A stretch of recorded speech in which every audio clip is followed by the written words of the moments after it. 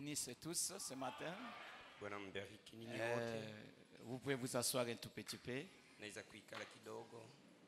Nous bénissons notre Dieu Tunambariki Mungu wetu pour la grâce qu'il nous a accordée d'être dans sa maison ce matin, kwa neema yenye anatupa kwa nyumba yake ya asubuhi, dans son église.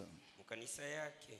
Et j'ai béni aussi son serviteur, Na bariki tena mtumishi wake, le pasteur Élisée Bopé, mchungaji Elisha Bope, pour la confiance qu'il m'a accordée kwa tumaini yenye ananipa de me tenir derrière sa chair ce matin. kwa kusimama nyuma ya mimbali yake hii asubuhi. Et je crois qu'il n'y a pas d'hasard dans notre vie. Na mimi nakusema kuna mambo yanapitikana kwa bure maisha Dieu yetu. savait que ce matin j'allais me tenir derrière cette chair. Na Mungu alijua kusema hii asubuhi nilipasha kusimama nyuma ya hii mimbali. Que Dieu bénisse beaucoup, beaucoup le pasteur Élisée Bopé. Na Mungu abariki sana tena Est-ce sana. qu'on peut acclamer pour lui, s'il vous plaît? Tunaweza kushangilia juu yake na miomba. Est-ce qu'on peut donner doubles acclamations au Seigneur Jésus-Christ? Tunaweza kuleta mashangilio kwa Bwana Yesu Kristo.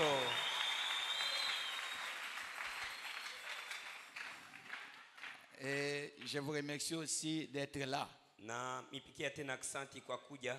Parce que si vous n'êtes pas là, on ne saura pas prêcher la parole Kwa de sababu Dieu. kama mkuja tukupashe kuhubiri maneno. Alors acclamez pour vous-même aussi. Sasa mjishangilie tena peke yenu. Merci beaucoup. Asante sana.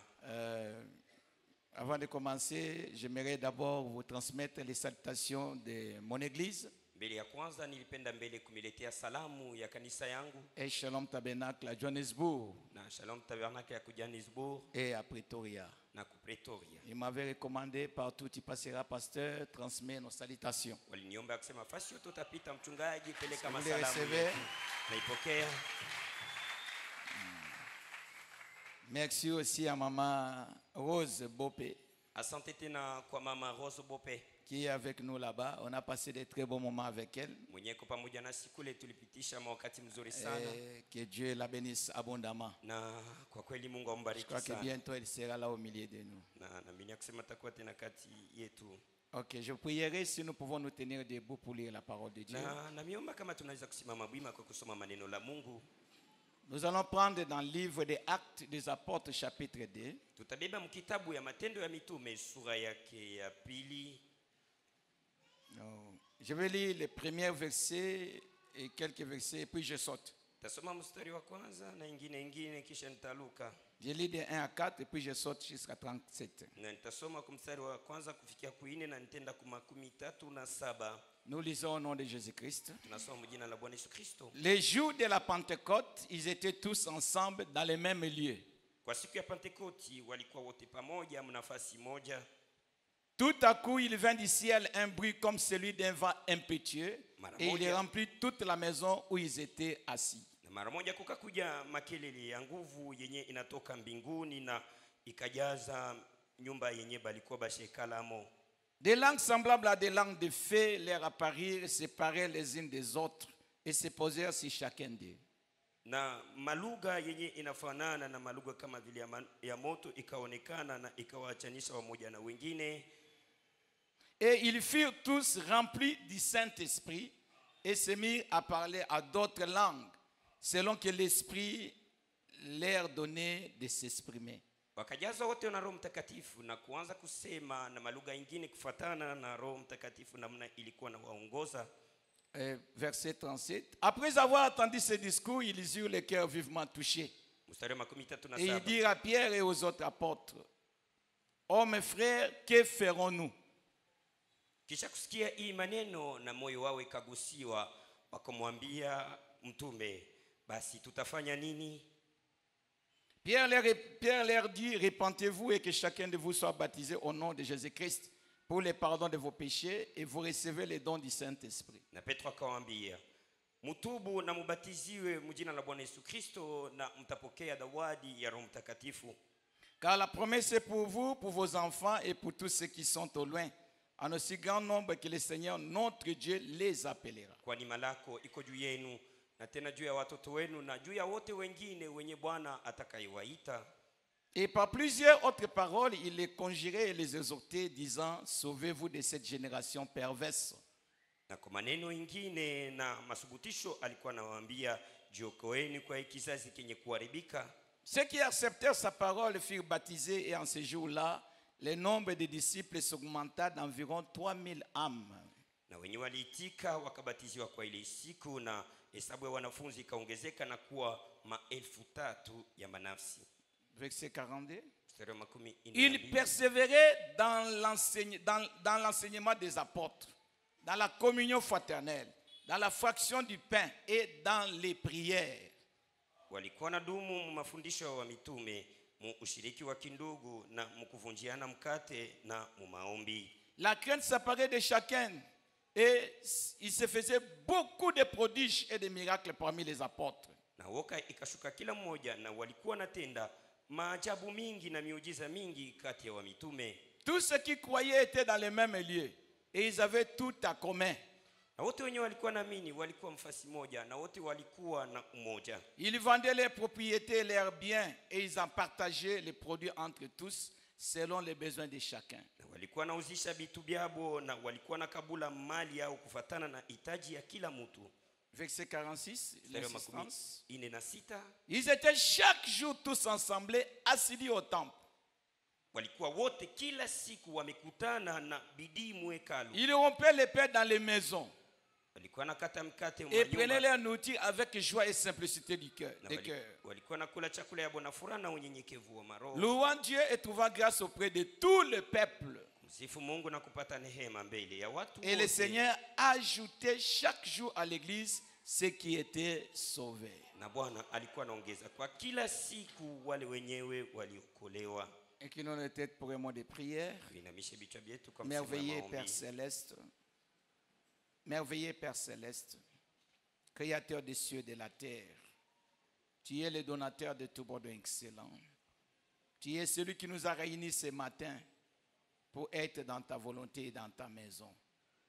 Seigneur, nous venons nous incliner devant ton trône pour demander grâce et miséricorde. Écarte-moi sur le chemin, parle à ton peuple. Écarte-les sur le chemin, notre Dieu. Que le Saint-Esprit de Dieu prenne la prééminence. Bénis les pasteurs Élisée Bopé. Bénis l'église que tu lui as donnée, Père. Ce peuple qui a confiance en lui. Comme il les a amenés au baptême du Saint-Esprit. Et il va les amener jusqu'au ciel. Je prie que la colonne de feu soit dans cet endroit, Seigneur, et bénisse nos cœurs, Père. Nous abandonnons à toi du début jusqu'à la fin, pour la gloire de ton nom, au nom de Jésus-Christ. Nous avons ainsi prié et demandé. Bénis l'interprète et bénis ceux qui sont venus pour la première fois, qu'ils arrivent à saisir la vision, au nom de Jésus-Christ. Amen. Amen. Dieu vous bénisse, veuillez vous asseoir. Ok, j'aimerais parler d'un sujet que Frère Branham a prêché. Et de là, j'ai soutiré quelque chose. Frère Branham a parlé pourquoi c'est difficile pour que les chrétiens mènent une vie chrétienne. Alors moi j'ai pris pour parler de la vie chrétienne. Je vais parler de la vie après l'imposition des mains pour le baptême du Saint-Esprit. Parce que je crois de tout mon cœur que notre bien-aimé pasteur Bopé a mené cette église jusqu'au baptême du Saint-Esprit. J'étais là-bas dans les bureaux. Je sentais une attraction de la présence de Dieu qui était dans la salle. Et cette présence-là, je la sens quand, là où il y a des gens qui ont le Saint-Esprit. Là où le Saint-Esprit est en train d'œuvrer. Là où Dieu est en train de bénir son peuple. Parce que Dieu descend pour confirmer sa parole. Et il descend aussi pour confirmer son serviteur. Amen. Et le plus grand don que Dieu a donné à l'humanité. Amen. C'est de donner son propre fils. wake wa pekee. Le Seigneur Jésus-Christ, Bwana Yesu Kristo, c'était le plus grand don. na ilikuwa ni zawadi kubwa sana. La Bible dit Dieu a tant aimé le monde. Biblia inasema kwa maana Mungu alipenda ulimwengu, Il a envoyé son fils unique akamtuma mwana wake wa afin pekee, que quiconque croit en lui ili kwa wote mwenye ne atakayemwamini périsse point, asipotee mais qu'il kamwe, reçoive la vie éternelle. lakini apokee uzima wa Et le milele. plus grand don Na zawadi kubwa que Jésus a donné à son église, yenye Yesu Kristo alikabula kanisa c'est le yake baptême du Saint-Esprit. ni ubatizo wa Roho Mtakatifu. Amen. Il s'est donné lui-même Na alijitoa peke yake à son église, kwa kanisa yake, dans l'entièreté de son esprit, mu utele wa roho yake, pour que l'église continue l'œuvre de la rédemption. na juu kanisa iendelee na kazi ya C'est ukombozi. pour cela le prophète dit, Na ndio pale nabii anasema tout ce qui était en Dieu, yote yenye ilikuwa ndani ya Dieu a Mungu déversé cela en Christ. na Mungu anaiweka ndani ya Et tout ce Kristo, qui était en Christ, na yote yenye ilikuwa ndani ya Dieu a déversé Kristo cela dans son église. na Mungu anaitia ile ndani ya kanisa Donc nous yake. sommes les porteurs de la présence de Dieu Nikisema sie tuko bale benye beko na beba uwepo wa ou du Mungu Saint-Esprit en nous. au Roho Mtakatifu C'est pour ndani cela yetu.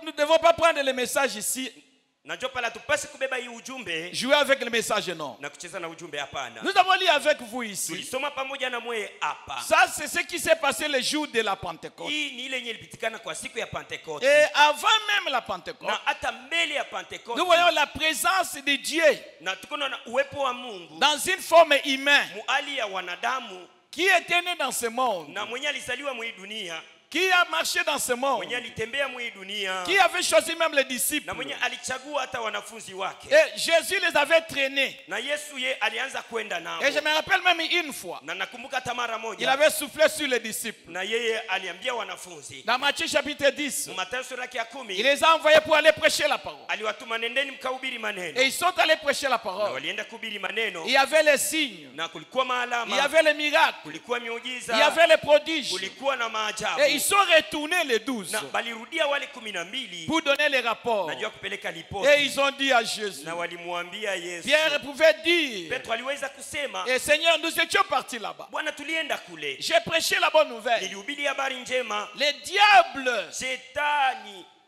étaient soumis à moi. na ye alikuwa mtiifu J'ai mbele chassé yangu. les démons. Nilifukuza mapepo, André pouvait donner aussi son rapport. na Andrea alipasa kupeleka naye ripoti Judas yake, aussi avait donné son rapport. na Yuda naye alipeleka ripoti yake. Il a dit, Seigneur, j'ai purifié même les lépreux. Alisema mie nilitakasa hata watu wa ukoma, J'ai délivré les captifs. nilifungua wafungwa. Le Seigneur avait écouté tous les rapports des disciples. Na Bwana alisikia ripoti yote ya wanafunzi, Mais il leur a donné la réponse. lakini akawapa Il jibu, dit, ne vous réjouissez pas, anabambia msifurahi parce que les démons vous ont été soumis. kwa sababu mademona ilimitii. Réjouissez-vous, Mfurahi parce que votre nom kwa sababu jina est yenu écrit imeandikwa dans le livre de vie de l'agneau kitabu ya uzima ya mwana avant la kondoo, fondation du monde. mbele ya kutiliwa kwa misingi ya C'est dunia. là où est notre origine. Na njo kwenye kuko mwanzo yetu. Amen. Amina. Et Jésus a formé les disciples pendant 3 ans et demi. Na Yesu alifundisha wanafunzi miaka 3 na kipande, Et il est parti. na kisha Il leur a akaenda. dit, allez Alibambia ne à mwende Jérusalem. mu Yerusalema, Attendez muchunge jusqu'à ce que vous recevez la puissance d'en haut. mpaka pale mtapokea uwezo wa kutokea mbinguni. Amen. Amina. Et vous serez mes disciples Na mtakuwa wanafunzi à mu Jérusalem, Yerusalema, à Judée, mu Yudea, à Samarie, Samaria, jusqu'aux extrémités de la na terre. mpaka mipaka yote ya Et ils dunia. sont allés à la chambre haute. Na walienda mchumba ya juu,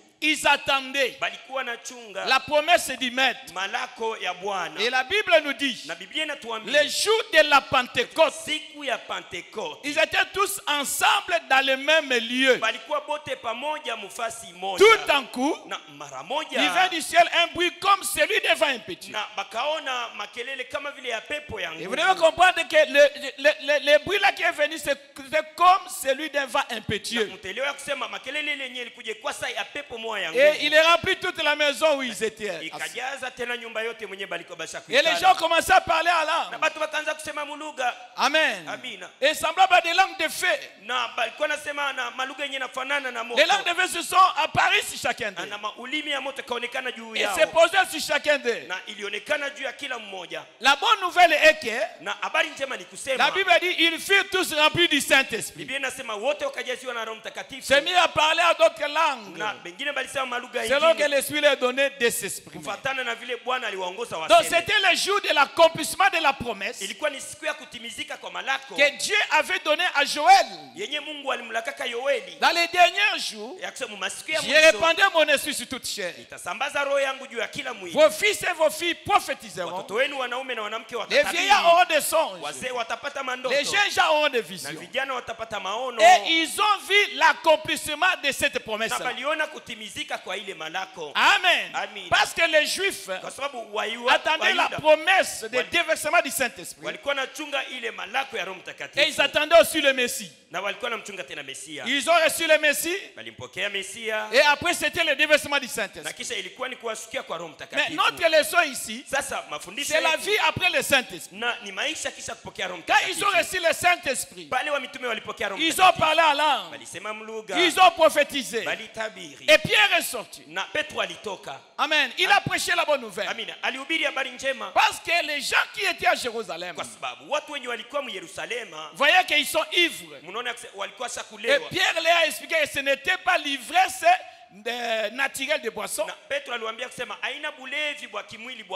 Mais c'était la promesse que Dieu nous avait faite. Et parmi eux maintenant, il y a eu les gens qui ont crié. Amen. Ils ont été vivement touchés. Et ils ont crié. Ils ont demandé à Pierre, oh frère, que ferons-nous? Pierre a dit, répentez-vous. Soyez baptisés au nom de Jésus-Christ pour le pardon de vos péchés. Et vous recevez le don du Saint-Esprit. Amen. Amen. Je crois que c'est le récit de la Bible. Maintenant, la vie après le Saint-Esprit, c'est ce que nous avons besoin maintenant. Amen. Dans ce grand travail que le pasteur Bopé a fait, nous avons besoin de la vie après le Saint-Esprit. Maintenant, la Bible dit ceci. Paragraphe verset 41. Ceux qui acceptaient sa parole furent baptisés. À ce jour-là, le nombre de disciples s'augmenta d'environ 3000 âmes. Ils persévéraient dans l'enseignement des apôtres, dans la communion fraternelle, et dans la fraction du pain, et dans les prières. La crainte s'emparait de chacun. Et il se faisait beaucoup de prodiges et de miracles par les apôtres. Tous ceux qui croyaient étaient dans le même lieu. Ils avaient tout en commun. Amen. C'est ça la vie après le Saint-Esprit. Verset 46. Ils étaient chaque jour tous ensemble, assis au temple. Ils repèrent les pains dans les maisons. Prenez leur nourriture avec joie et simplicité. Amen. Et c'est là où je vais un peu essayer de parler de quelque chose. La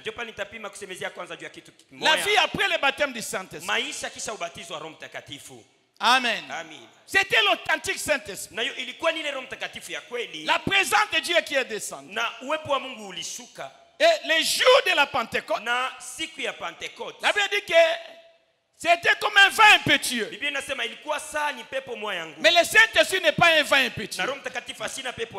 C'était comme le vin impétueux. Cela a soufflé. Les disciples qui attendaient la promesse, ils n'attendaient pas le vent, mais ils attendaient que la promesse du Saint-Esprit s'accomplisse dans leur vie. Et des langues de feu se sont apparues chacun d'eux. C'était facile de voir les langues de feu sur la tête des disciples. Mais jusque-là, ce n'était pas encore la promesse. Dieu n'avait pas dit que vous allez voir les langues de feu. La promesse c'était que le consolateur, l'esprit de vérité que j'enverrai demeurerait en vous. Amen. Amen. Amina. On pouvait voir les lampes de feu. Baliweza kuona maulidi La ya moto. colonne de feu. Nguzo la moto. Amen. C'est sillonné sur la tête des gens. Inatembea juu ya vichwa ya watu. Mais celui qui attendait la promesse, Lakini yule mwenye alikuwa anachunga malako, il voulait que la vie là qui était dans la colonne de feu soit en lui. alikuwa anapenda uzima wa maisha yenye ilikuwa ndani ya nguzo la moto ikuwe C'est ndani. pour cela la colonne de feu a quitté la tête et est entrée en eux. Ndio pale nguzo la moto ilitoka mkichwa na inaingia ndani. Et on dit tout en coup, ils ont commencé à parler à l'âme. Mara moja wakaanza kusema mulugha. Pourquoi je prêche ça? Najua ninahubiri. Nous avons prié pour le baptême du Saint-Esprit. Tushakuomba juu ya ubatizo wa Roho Mtakatifu. Nous avons prêché directement sur le Saint-Esprit. Na tushakubatiza juu ya ubatizo wa Roho Mtakatifu. On a parlé sur qu'est-ce que le Na Saint-Esprit. tushakusemezea tena Pourquoi le Saint-Esprit a-t-il été donné? Najua nini Roho Mtakatifu ilipewa. Là, comment savoir que tu as le Saint-Esprit? Na namna gani kujua kusema uko na Roho Mais Mtakatifu? nous voyons que des années, Lakini tuko naona kusema miaka na miaka. les mêmes personnes que nous prêchons la parole, Bale batu ba mwambe yenye tuko na hubiri ils ne maneno. sont pas stables.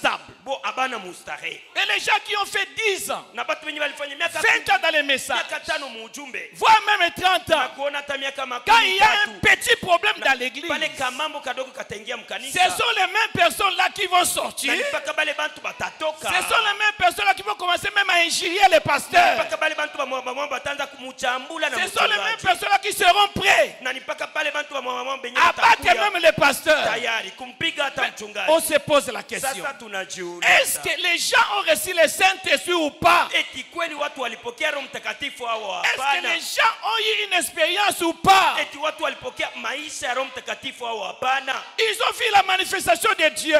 Waliona matendo ya Mungu. Ici à Amen Tabernacle, Hapa Muamina maskani. Dieu a envoyé un ange Mungu alituma malaika. dans la personne du pasteur Bopé. Mutu jina yake mchungaji Bupe. Il a prêché la parole, Alihubiri maneno. conduit par le Saint-Esprit. Anaongozwa na Roho Mtakatifu. Dit exactement ce que la Bible dit. Na kusema kwa uwake yenye Biblia inasema. Il a dit exactement ce que Frère Branham dit. Na yeye eko nasoma muvile na style. Dieu a confirmé la parole. Na Mungu alihakikisha maneno. Amen. Amen. Maintenant, les gens qui les reçoivent, Sasa batu benye beko napokea ile maneno. est-ce qu'ils passent par une expérience personnelle Eti beko napitia ku maisha moja ya ile Roho Mtakatifu. ou bien c'est l'expérience de groupe? Au ni maisha ya kundi. Amen. Amina. Ou bien ils se sont limités à venir à l'église, Au barishia tu mkuya mkanisa.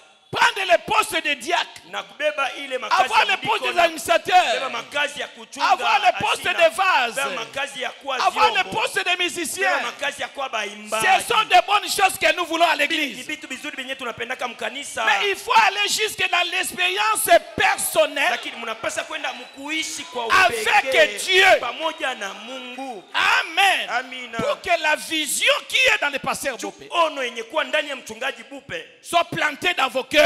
ikuwe ndani ya maroho yenu. Amen. Amina. Et que les gens verront Bopé en miniature en vous. Na batu batamuona Bope wa kiloko ndani yenu. Et les gens verront le travail que le pasteur Bopé est en train de Na faire batu bataona kazi yenye mchungaji Bope iko nafanya au travers de vous. kupitia maisha yenu. Sinon, Kama ina nous vile serons comme les na pentecôtistes. tutakuwa sawa Pentekotista. Amen. Oh, le message est différent. Na ujumbe hii Ce inaachana. n'est pas le vent impétueux. Na hiyo haina pepo ya nguvu. Écoutez, les enfants d'Israël, Parce que wana wa Israeli ils n'avaient pas besoin de prier pour avoir la colonne de feu. abakuwa kana lazima ya kuomba juu ya kupokea nguzo la moto. La nuit, la colonne de feu apparaissait. Usiku nguzo ya moto ilikuwa kana Ils voyaient la colonne de feu. Walikuwa naona nguzo la Ils moto. suivaient la colonne de Na feu. walikuwa nafuata nguzo la La moto. journée, Mchana. la colonne de nuée était là. Na ile nguzo ya wingu Ils ilikuwa le voyaient. walikuwa naiona. Ils ont passé par beaucoup de Na bénédictions. balipitia kwa mabaraka mengi sana. Ils ont bu l'eau du rocher. Balikuja maji ya mwamba. Ils ont mangé la manne. Balikula mane. Amen. Amina. Ils ont mangé les écailles. Balikula ile Dieu avait tout pourvu pour eux. na Mungu aliwatayarishia yote. Mais la Bible nous dit, Lakini Biblia la inatuambia plupart d'entre eux n'entrent pas. ya kusema kati ya wana wa Israeli wa mingi Ils hawakuingia. ne sont pas entrés dans le Canaan. Hawakuingia mchi ya Kanana. Amen. Amen. Ils ont vu la bénédiction du Canaan. Baliona mabaraka ya Kanana Mais ils ne sont pas entrés dans le Canaan. lakini hawakuingia mkanana. Amen. Amen. Mais il y avait Josué et Caleb Kulikuwa Yoshua na Kalebu qui étaient des témoins fidèles, benye balikuwa basuda waaminifu. qui ne pouvaient pas avoir peur Na Mungu yeye asikupasi des kupotea. situations, Benye hawakuwa des na boka problèmes. ya mambo. qui croyaient à la parole. Na balikuwa naamini maneno. Alléluia. Amen. Et ils se sont levés, ils ont dit, Na balisimama na kusema nous sommes plus que capables tuko zaidi na de uwezo posséder le pays. ya kushika ile nchi. Nous avons l'évidence. Tuko na hakikisho Les grappes de raisin. ile Les grappes de raisin. les greppes des raisins. Nous avons cette évidence. Les pays nous appartiennent. Nous avons vu les pays. Et ils sont entrés. Et la Bible dit que le prophète nous dit ceci. Parmi les 2 millions, il n'y a eu que 2 seulement qui sont entrés. Amen. Mais moi je crois de tout mon cœur. Le travail que Dieu est en train de faire ici. Amen. Les élus entreront. Parce que derrière ce ministère que Dieu a donné au pasteur Bopé, il y a un groupe de gens qui croient à 100% en lui. Alléluia. Et ces gens-là seront avec lui. La vie après le baptême du Saint-Esprit. Amen. C'est ce que nous voulons. Maintenant, le prophète dit quelque chose. Quand quelqu'un reçoit le Saint-Esprit, bon, je suis venu tout simplement pour répéter ce que le pasteur Bopé a déjà prêché. Je n'ai pas un nouveau message. Je répète ce que lui il prêche. Et ce que le prophète a prêché. Oh, vous voyez, il y a des choses qui arrivent. Frère Branham dit, quand le Saint-Esprit descend, il y a des natures. L'homme est naturel. Et l'homme aussi devient surnaturel. C'est pour cela le Saint-Esprit, quand il descend dans des hommes ou dans des personnes, il les fait devenir des êtres doubles pour vivre sur la terre avec les 5 sens et avec le 6e sens. Vous êtes en contact avec Dieu lui-même, avec le monde invisible et surnaturel. C'est ça la chose que nous voyons dans l'église. C'est déjà des personnes. Il y a des gens qui sont charnels. Il y a des gens qui sont spirituels. Vouloir ou pas, vous pouvez renier, mais ils sont ici. Votre frère Branham me dit, par tous les messages prêchés, il y a 3 sortes de croyants. Est-ce que vous pouvez dire amen à cela? Vous pouvez dire gloire à Dieu? Vous pouvez dire merci Seigneur? Il y a 3 sortes de croyants. Il y a les vrais croyants, remplis du Saint-Esprit, baptisés du Saint-Esprit. Il y a les soi-disant croyants et il y a des incrédules. Amen.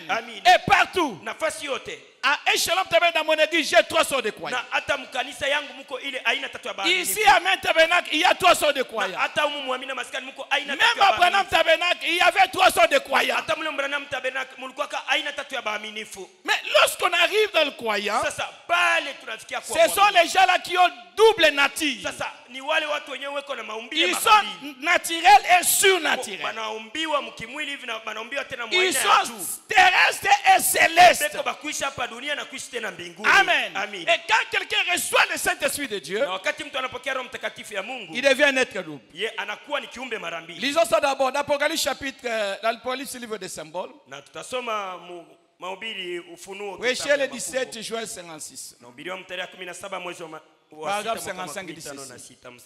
Les êtres angéliques s'associent. Les êtres angéliques s'associent. Oh, j'espère que vous les saisissez. Cela vient juste de tomber librement. Regardez. Si vous avez le Saint-Esprit en vous, alors vous êtes un candidat à l'association avec le monde visible et surnaturel. L'église, vous êtes avec moi? C'est la Main Tabernacle, j'ai besoin de vos amens. C'est ce qui me fera prêcher. Amen. Il n'est pas étonnant que les gens ne puissent pas croire à ces choses. Ils ne sont jamais entrés à contact.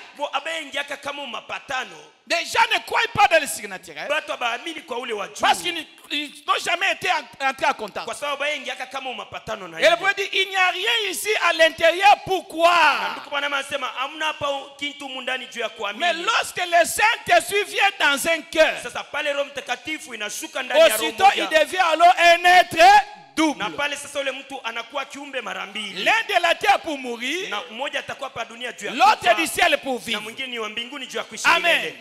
Dans son corps, il est toujours sujet à la mort. na yeye anapasa paka kufa, Mais dans son lakini ndani ya nafsi yake il est passé de la mort à la vie. yeye alipita kutoka kulufu na Dans son corps, mwili wake. il a un contact terrestre avec ses 5 sens. Yeye eko na mapatano hapa dunia na hii mwili. Dans son esprit, na mukiro, il a un contact avec Dieu par le Saint-Esprit. eko na mapatano na Mungu kupitia Roho Et les Mtakatifu. anges de Dieu le visitent. Na wamalaika wa Mungu eko na Parle mtembelea. avec lui.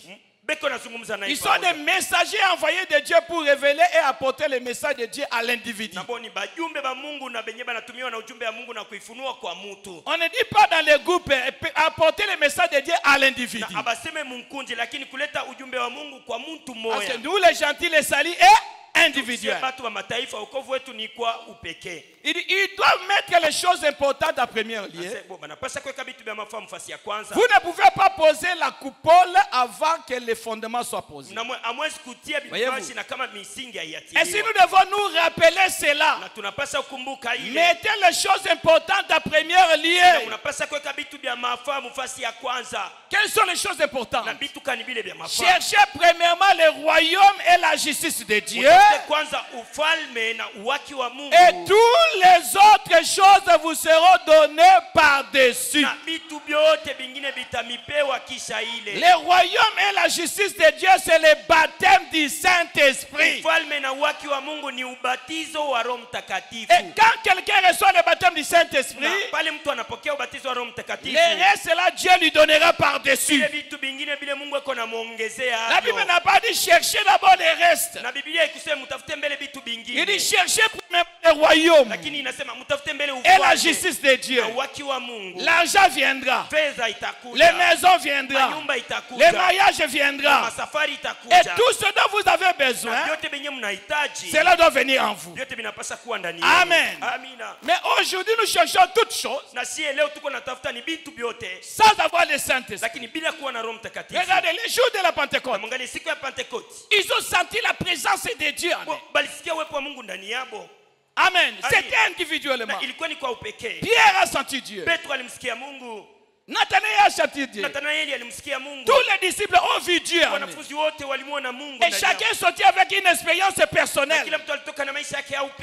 Amen. Une religion qui n'a pas d'émotion, Dieu n'est pas là. Amen. Tu vas dire que non, j'ai le Saint-Esprit. Amen. Mais s'il n'y a pas d'émotion, Dieu n'est pas là. Et frère, maintenant aller plus loin, il dit ceci. Dieu est une religion qui n'a pas d'émotion. Il est cela. Amen. Où on arrive? On arrive dans une église. Il n'y a pas de parler en langue. Il n'y a pas de vision. Il n'y a pas de prophétie. Amen. Je vous lirai quelque chose là. Oh frère, nous avons la parole. Nous avons la parole. Mais la parole de Dieu, sans l'émotion, sans les miracles, sans les signes, sans les prodiges, ça c'est de l'histoire. Ça c'est la théologie humaine. Quand quelqu'un prêche la parole, Dieu est obligé de confirmer la parole. Amen. Faut même de confirmer cet homme-là. Et c'est l'église, vous êtes avec moi? Amen. Si votre religion n'a pas d'émotion, il faut dire enterrer la religion quelque part. Et recevez celle qui a de l'émotion. Amen. On ne peut pas venir à l'église comme on est dans la salle de mort. Non. D'ailleurs, quand nous venons à l'église, toi tu portes ton fait, moi je porte mon fait. Et quand nous nous rassemblons ici, cela constitue la colonne de fer. Alléluia. Oh, que quelqu'un peut dire amen. Et je suis venu enterrer une religion qui n'a pas d'émotion. Frères et sœurs, je vous parle de ces choses que vous devez comprendre. Ici dans la ville de Lubumbashi, si Dieu vous a donné quelqu'un qui est en train de manipuler le surnaturel, c'est la personne à qui vous devez vous cramponner. vous accrochez. Parce que votre salut dépend de la personne. Amen. Même votre enlèvement dépend de la personne. Parce que Dieu confirme la personne par la parole qu'il prêche. Amen. Et s'il est capable de vous amener au baptême du Saint-Esprit,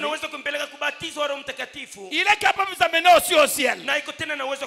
Et vous entrerez dans le millénium. Vous entrerez dans la fête de noces. Vous irez dans l'éternité. Pourquoi? Le Saint-Esprit sur le centre de toutes choses. Amen. Amen. Là où il y a la vie, il y a les émotions. Là où il y a la vie, il y a les sensations. Là où il y a la vie, il y a les cris. Là où il y a la vie, il y a des alléluia. Il y a des gloires à Dieu. Il y a des parler à l'âme. Il y a des visions. C'est le jour de l'église de la Pentecôte. Où on peut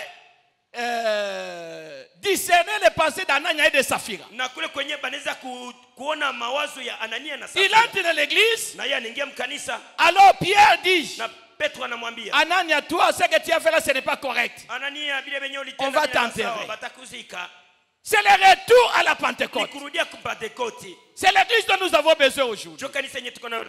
Des gens qui sont... Oh frère, laissons-nous un peu avancer. Nous haïssons une église qui n'a pas l'émotion. Mais qu'est-ce qui amène l'émotion? Amen. Tu peux avoir l'émotion, mais vous devez être sincère dans ce que vous êtes en train de faire. Dans la prédication, Dieu a pourvu un agneau. Prêchez le 14 juin 56, paragraphe 6. Il faut voir me dire ceci. Paragraphe 17. Je lis un peu au milieu. Je vais vous donner juste un petit aperçu de ma vie. Aimeriez-vous connaître cela un tout petit peu? Je n'aime pas. Juste d'entendre cela, quelque chose vient à l'esprit. Je vais vous dire ceci, mes frères. Cela ne change rien. Combien vous pouvez essayer d'être émotif? C'est bien. Tout ce qui n'a pas d'émotion est mort. Amen. On peut l'éprouver scientifiquement.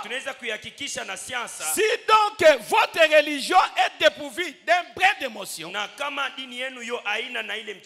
vous ferez mieux de l'enterrer. Cherchez-en une qui a de l'émotion. Mais écoutez mon frère, la chose principale, si toutes vos émotions ne sont pas scellées de l'amour divin du Saint-Esprit, cela ne vous servira à rien. Nous avons besoin de l'émotion. Nous avons besoin de cris. Nous avons besoin de parler en langue. Mais frère Branham me dit, si toutes vos émotions ne sont pas scellées de l'amour divin du Saint-Esprit, cela ne vous servira à rien. Vous savez comment j'ai eu du succès dans ce travail? Il y a une seule chose à laquelle j'attribue cela. L'amour. C'est juste. Savez-vous que l'amour vaincra tout? Peu importe de quoi il s'agit. Le Saint-Esprit doit être accompagné de l'amour.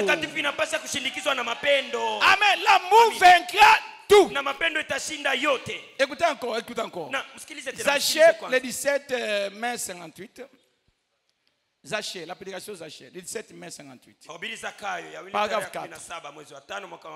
Et maintenant, que Dieu bénisse ce petit groupe qui est réuni ici. Est-ce que vous croyez cela? Amen. Tabernacle, dis-moi amen. Amen. J'ai lu le prophète. Je ne peux même pas entrer dans mon prédication. Je suis dans l'introduction. Il dit, et maintenant, que Dieu bénisse ce petit groupe qui est réuni ici. Continuez simplement à avoir ces petit déjeuner. Na endeleeni tukula hii chakula Et ya par-dessus tout, na juu ya yote gardez cela spirituel. na mchunge ile endelee kuwa ya Pasteur kiroho. Élisée Bope, gardez l'église Mchungaji spirituelle. Elisée Bope, chunga kanisa ikuwe ya Parce que kiroho. Dieu est ici. Kwa sababu Mungu eko hapa. Gardez cette église Chunga spirituelle. kanisa ikuwe ya kiroho.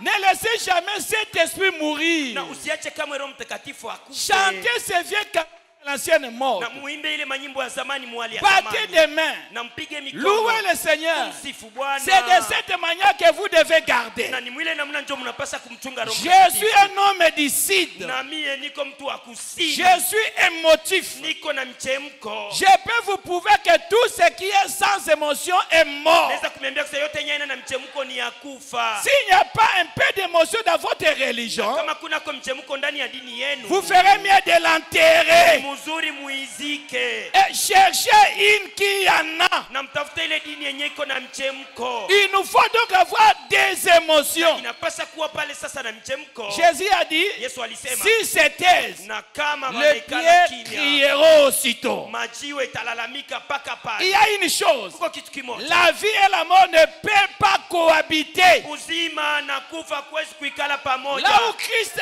arrive, Na kule kwenye Kristo il n'a anafika. jamais célébré un service funèbre de toute sa vie. Kazi ya lufu maisha yake yote. Parce que la mort ne peut pas rester là où il y a la Kwa vie. sababu lufu alutaikala pale penye peko uzima. Alléluia. Amina. Ces gens ressuscités de mort, Na ye alikuwa anafufula wafu. quand il vient dans un groupe de Na gens, pale yeye anakuwa mkundi ya la watu. vie vient. Uzima iko na Parce qu'il ingia. est la vie. Kwa sababu yeye ni Et uzima. nous l'aimons ce matin, Tunampenda hii asubuhi. extrêmement de tout notre Na cœur. kweli kweli kwa roho yetu Et yote. nous lui offrons dans ces petites réunions d'adoration, Na tunamupa muhimu kutano kidogo maabudu. même de nos cœurs, pour montrer que nous l'aimons vraiment. Hata kwa maroho yetu jua kuonesha kweli tunampenda. Amen. Une religion qui n'a pas d'émotion, Dini yenyewe haina na mchemko. Dieu n'est pas là. Mungu anamo. Il faut enterrer cela. Inapasa kuzika hiyo. Amen. Amina. Et recevoir une religion qui a de l'émotion. Pokea dini yenye iko na mchemko. Une religion qui n'a pas la puissance. Dini yenye haina na uwezo. Dieu n'est pas là. Mungu anamo. Amen. Amina. Il faut recevoir une qui a de la puissance. Inapasa kupokea ile dini yenye kuwa na uwezo. L'homme ne forcera pas pour que la puissance vienne. Na mtu asitakaza juu uwezo wa Mungu ukuje. Mais il prêchera la parole. Lakini atahubiri Dieu maneno. descend et confirme sa Na Mungu parole. anashuka na anahakikisha ile maneno. Est-ce que vous êtes avec moi? Kumko pamoja na mie. Vous êtes avec moi? Pamoja na mie. Là où Dieu est, Pale penye Mungu eko. on voit des signes Tuko surnaturels. naona maishara ya juu. On voit la vie des gens.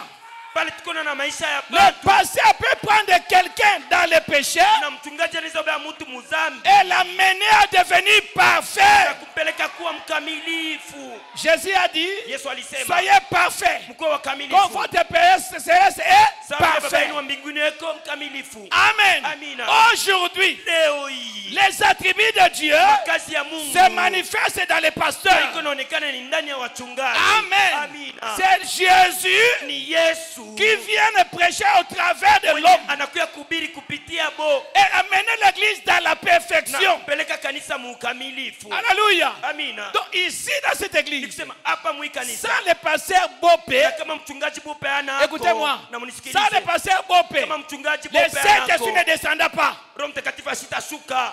Parce que l'homme que Dieu a vu ici, Kwa sababu mtu mwenye Mungu alimuona C'est hapa Bope. ni Bope. et frère Branham Na dit, ndugu Branham anasema Amen. Amina. Quand le Saint-Esprit descend dans l'église, pale Roho Mtakatifu iko nashuka cela mkanisa. descend chez les diacres. Ile iko nashuka kwa deacon. Hein? Ah, Cela descend chez les diacres. ile iko nashuka kwa deacon. Quand le Saint-Esprit descend dans l'église, Pale Roho Mtakatifu inashuka ça mkanisa. descend sur les chantres. Inashuka juu ya waimbaji. Ah non, vous êtes en train de dormir. Na nikusema mko na Je voulais maintenant vous réveiller. nataka kumilamusha sasa. Je répète ce que votre pasteur vous prêche. Narudilia ni ile yenye mchungaji Le prophète dit, Nabii anasema quand le Saint-Esprit descend dans l'église, pale Roho Mtakatifu iko nashuka mkanisa. Alléluia, Haleluya. il descend sur les pasteurs. Yeye iko namshukia mbele mchungaji. Et le pasteur na mchungaji envoie le Saint-Esprit dans l'église. anatuma Roho Mtakatifu mkanisa. Le pasteur Mchungaji est le canal ye ni njia par lequel njia ile le Saint-Esprit Roho Mtakatifu traverse l'église. inaingia ndani mkanisa. Alléluia. Amina. Et sans l'homme, Na mtu Dieu mmoja ne peut pas agir. na kama mtu anako Le principe de Dieu, na kanuni ya Mungu il agit au travers d'un homme. Mungu anatenda kupitia mtu. Il n'a pas de tête. Na Yesu na bichwa mbili. L'église n'a pas trois têtes. Kanisa ina bichwa tatu. L'église n'a qu'une seule personne que Dieu a établi. Mungu aliweka hapa. Dieu a confirmé. Na mwenye Mungu alihakikisha. Que Dieu a choisi. Na ule mtu mwenye Mungu alichagua. Alléluia. Amina. Oh, gloire à Dieu. Utukufu kwa Mungu.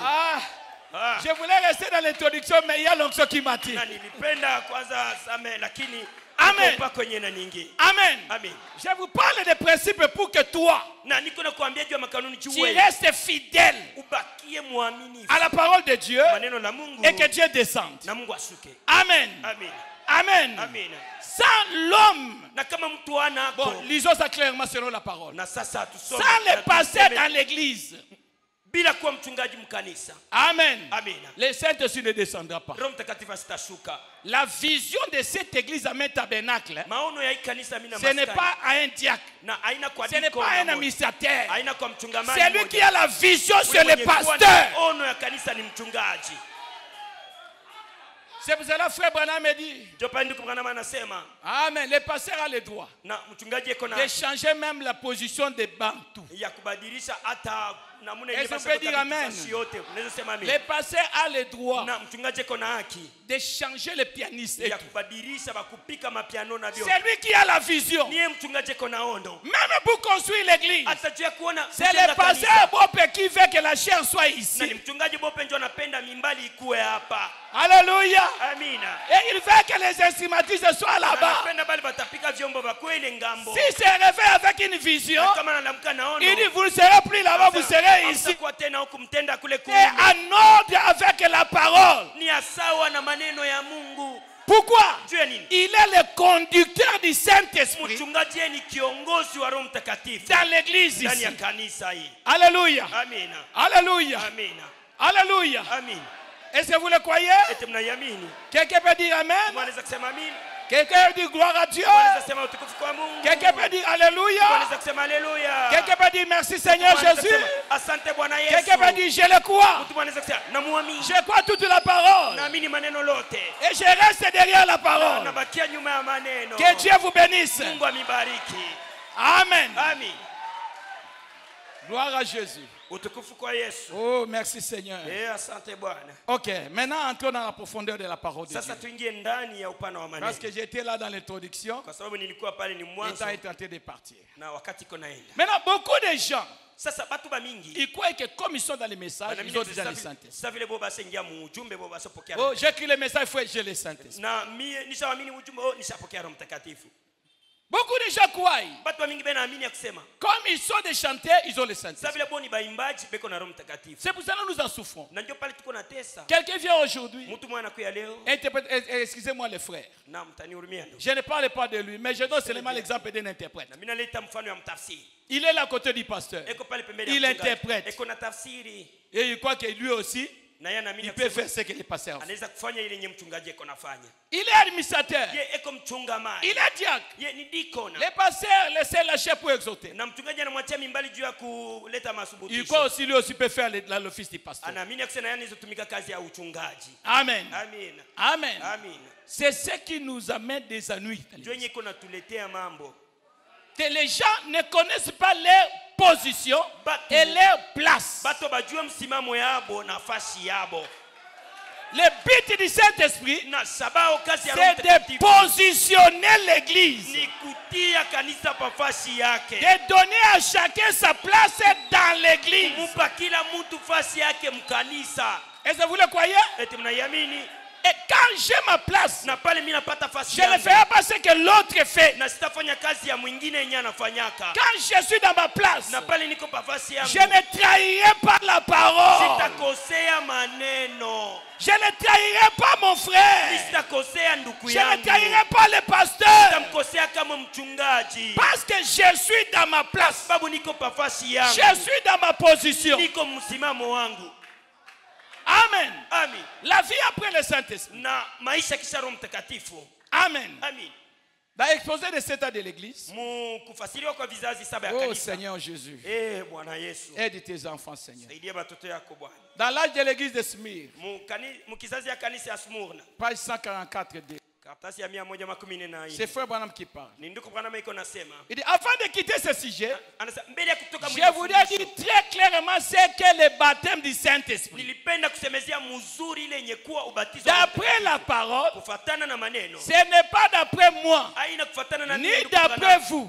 au kufuatana na Il faut que ce soit d'après l'ainsi dit le Seigneur. Napasa ikiwa kufuatana na ile yenye Bwana Mungu anasema. Sinon nous sommes conduits dans l'erreur. Kama ina vile tunaongozewa mu makosa. Amen. Amen. Pour commencer, vous vous remarquerez que dans mes réunions, quand j'ai fini de prêcher, lors d'une réunion d'évangélisation ou d'un message d'enseignement, je lance le filet et j'invite les gens à réagir. Je leur demande de s'avancer pour recevoir le Saint-Esprit.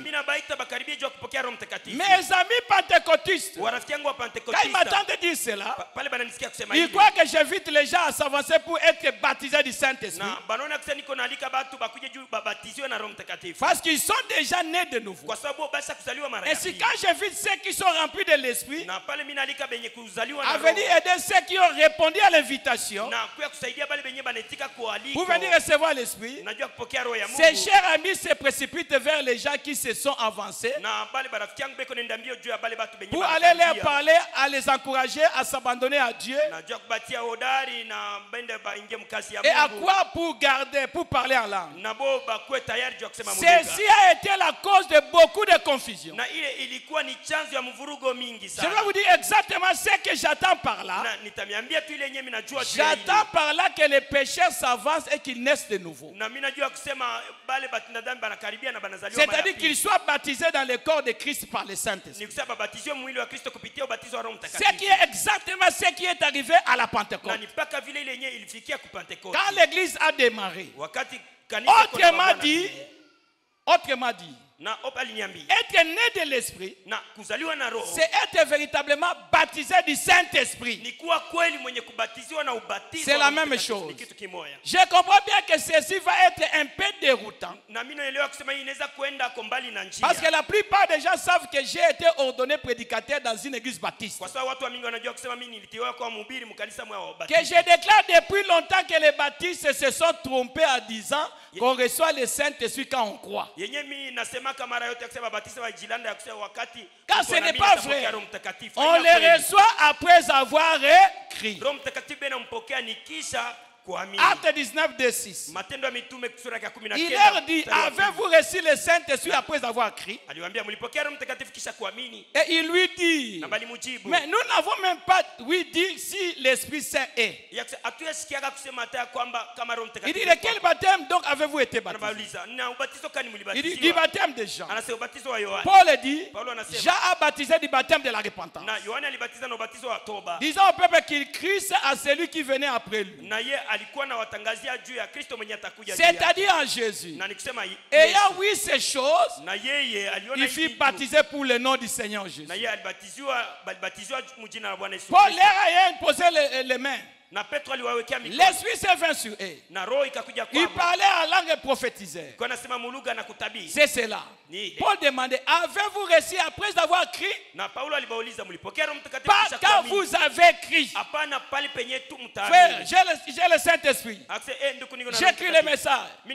J'ai le Saint-Esprit. Après avoir écrit. Là, il y a une grande différence car c'est après avoir écrit que nous recevons. Éphésiens 1:13. Éphésiens 1:13. Était reçu mot pour mot de ce qui est arrivé en Éphèse. Selon Acte 19. Selon Acte 19. Matendo 19. À qui vous aussi, vous avez espéré. Et entendu la parole de la vérité. L'évangile de votre salut. Auquel aussi ayant crié. Pas à croyant. Vous avez été scellés du Saint-Esprit de la promesse. Mais voici à quoi je vais en venir. Trop de modernistes. Et même des fondamentalistes. Des soi-disant. Croient au salut à un moment précis qu'on appelle souvent prendre une décision. Et on a appelé cela recevoir ou naître de nouveau. Recevoir Christ, c'est recevoir son esprit. Recevoir son esprit, c'est naître de nouveau. Recevoir son esprit, c'est être baptisé du Saint-Esprit. Amen. Ces gens croient, c'est merveilleux. Mais ils s'arrêtent là. C'est après avoir cru qu'on reçoit le Saint-Esprit. Il a toujours été ainsi. Il en sera toujours ainsi. La toute première parole d'instruction a été donnée par Pierre à la Pentecôte. Répentez-vous et que chacun de vous soit baptisé au nom de Jésus-Christ à cause du pardon de vos péchés, et vous recevez le don du Saint-Esprit. Car la promesse est pour vous, pour vos enfants, pour tous ceux qui sont au loin. En aussi grand nombre que le Seigneur notre Dieu les appelle. Ces instructions étaient une réponse directe de Pierre au sujet de ce qui s'est réellement passé à la Pentecôte. Ce qui s'est passé, c'est que Dieu, comme il était dit dans Joël, répandait le Saint-Esprit promis sur toute chair. Il n'a pas été répandu avant ce moment-là, ni donné avant ce moment-là. C'était après. Mais désormais, cela devait venir par la repentance. Le baptême au nom du Seigneur Jésus-Christ. Après quoi Dieu était tenu de remplir ce qui venait.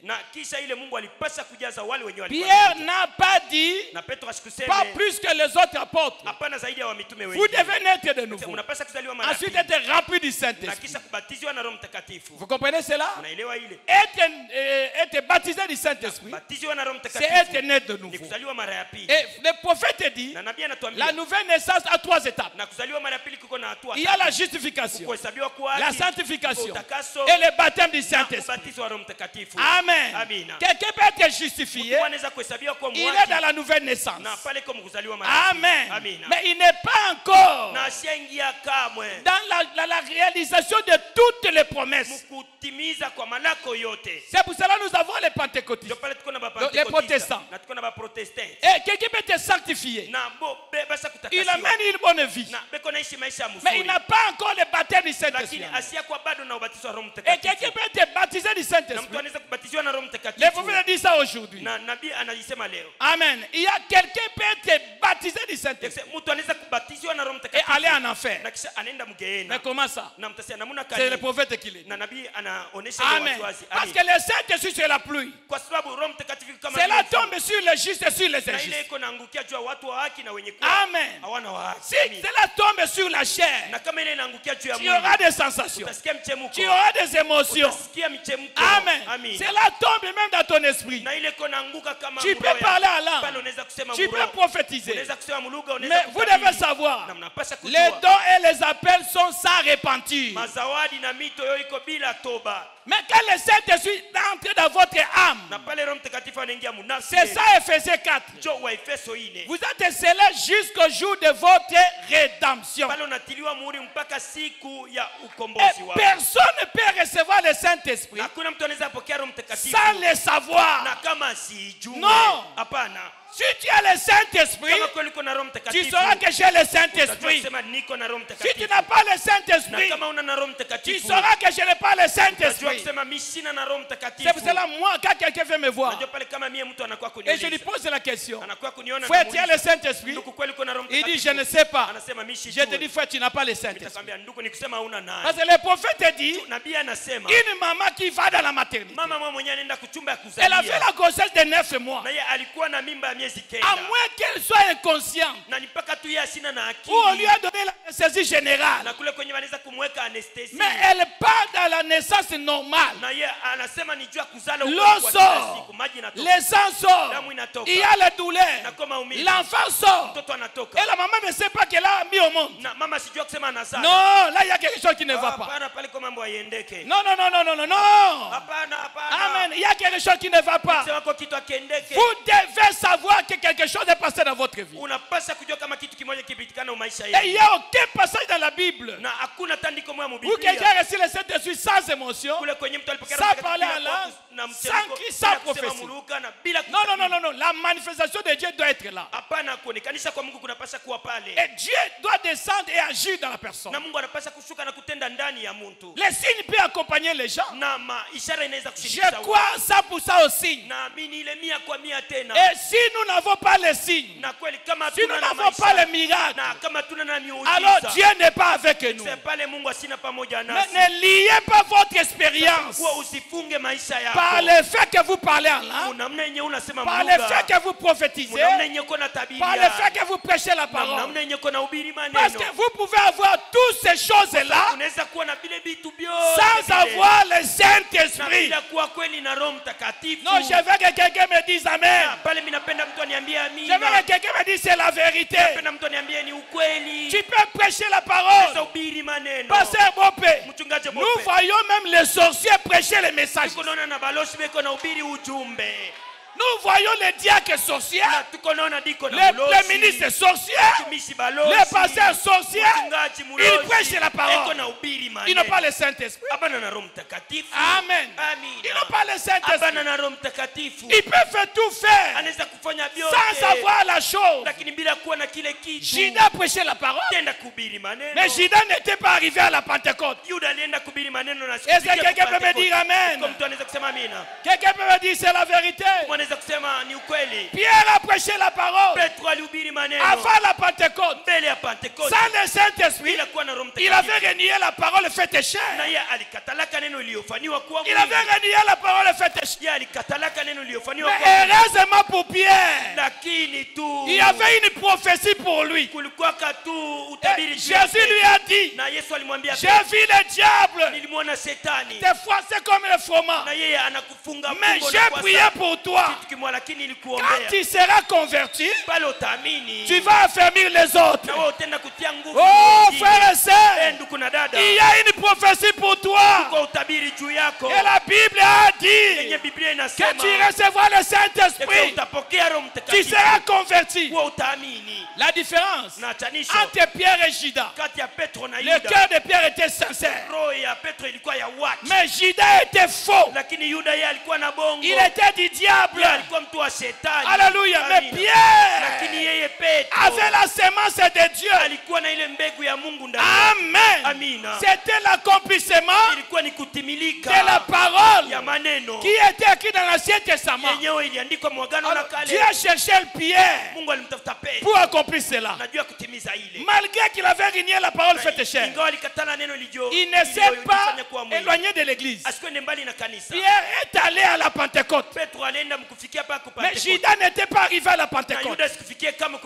Amen. Si tu es un fils de Dieu et que tu avais fait du mal contre les pasteurs, contre tes frères, il y a encore le temps où tu peux aller à la Pentecôte, que tu sois converti. Alléluia. Pour affermir les autres. Mais si tu persévères dans le mal, il y a quelque chose qui ne va pas. Aujourd'hui tu tombes, on te relève. Demain tu tombes, on te relève. Le lendemain tu tombes. Non, ça c'est la vie. Ça c'est ta vie. C'est la semence qui est en toi. Mais un fils de Dieu peut tomber aujourd'hui et on le relève. Amen. Il demande pardon. Il continue à vivre la vie chrétienne. Parce que ce n'est pas sa vie. Alléluia. Alléluia. Pierre Petro s'est retrouvé à la Pentecôte. alijikuta ku Pentecoste. Pierre Petro a reçu le Saint-Esprit. alipokea Roho Mtakatifu. Pierre Petro est devenu yeye alikuwa le maître après le Seigneur Jésus-Christ. yeye alikuwa Bwana kisha Bwana Yesu Kristo. Pourquoi? Juu ya nini? Il est demeuré dans la parole de Yeye Dieu. alikaa mu maneno ya Mungu. Amen. Amen. Oh, gloire à Dieu.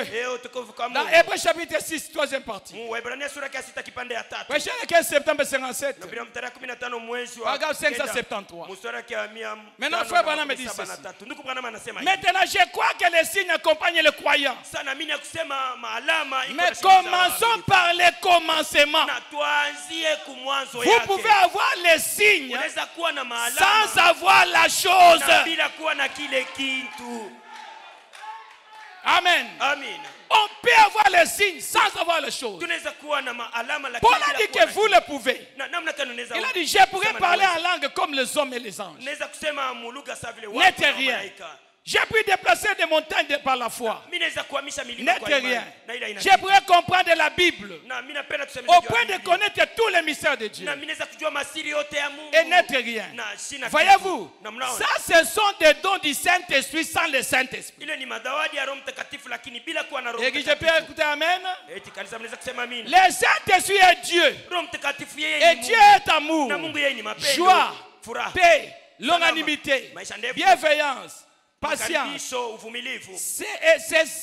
C'est cela l'Esprit de Dieu. Na njoo ile roho ya Mungu. Voilà ce que Dieu suscite au dernier jour par cet esprit. Na muone yenye Mungu anaamusha masiku ya mwisho kupitia Roho Mtakatifu ile. Amen. Amina.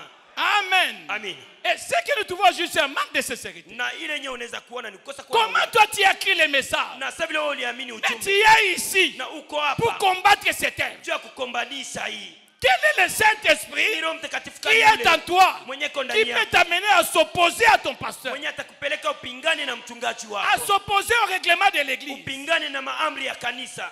Non, Hapana. ça c'est un esprit. Na ile inakuwa ni pepo. Mais ce n'est pas le baptême du Saint-Esprit dont nous parlons. ile haina ubatizo wa Roho Mtakatifu yenye tuko nasemezea. Ce n'est pas le Saint-Esprit dont nous parlons. Haina Roho Mtakatifu yenye tuko nasemezea. La vie après le Saint-Esprit, Na maisha kisha Roho Mtakatifu. ça doit être la vie de Dieu Inapaswa kuwa ni maisha qui na se uzima wa Mungu. manifeste dans des hommes. Yenye iko najionekanisha ndani ya bantu. Amen. Amen. Écoutez, frères et sœurs, Namsikia banduku na le barada. Saint-Esprit dans cet art, Roho Mtakatifu mwiki Frère sasa. Branham la vie. Nduku Branham Le alimuona. Saint-Esprit peut parler à travers un hypocrite. Roho Mtakatifu anaweza kusema kupitia mnafiki moja. Oui, sœur. Ndio. Amen. Amen. Je veux que vous me disiez Amen. Ninapenda kuniambia amina.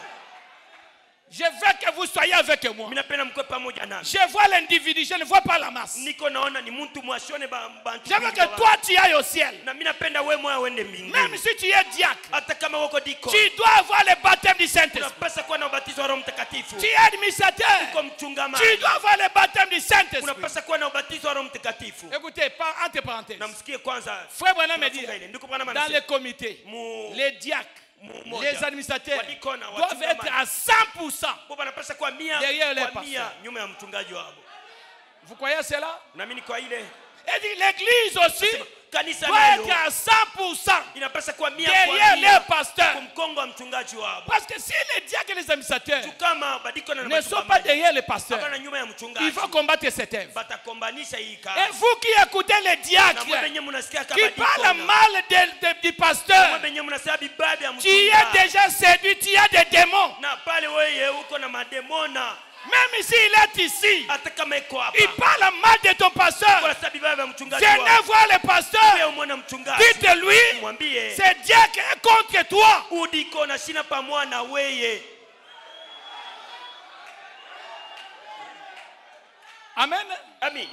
Amen. Amen. La vie après le Saint-Esprit. Maisha au uzima kisha Roho Mtakatifu. Les vrais diacres, Na badiko na on les bakweli. a eu après le Saint-Esprit. Na sisi tuko na bapata ni kisha kupokea Roho Tu Mtakatifu. peux parler en langue. Unaweza kusema mlugha. Tu peux avoir des prophéties. Unaweza kuwa na C'est une bonne chose. Ni kitu kizuri. Nous croyons à cela. Tunaamini kubile. C'est ça l'émotion dans l'église. Ndio mchemko ndani ya C'est kanisa. ça les désinfectants. Na ndio sasa ile inatosha Alléluia. Les Amen. toxiques Na ndio yenye iko natosha qui bibaya. chassent tous les démons. Yenye iko Qui nafukuza mademoni. dévoient les choses dans l'église. Yenye iko natengeneza Qui vitu amènent kanisa. Dieu au milieu de nous. Yenye iko naleta Mungu kati On yetu. trouve que la présence de Dieu est là. Mnaona kwa uwepo wa Mungu uko Mais hapa. attention, Lakini Le Saint-Esprit peut descendre aussi sur un hypocrite.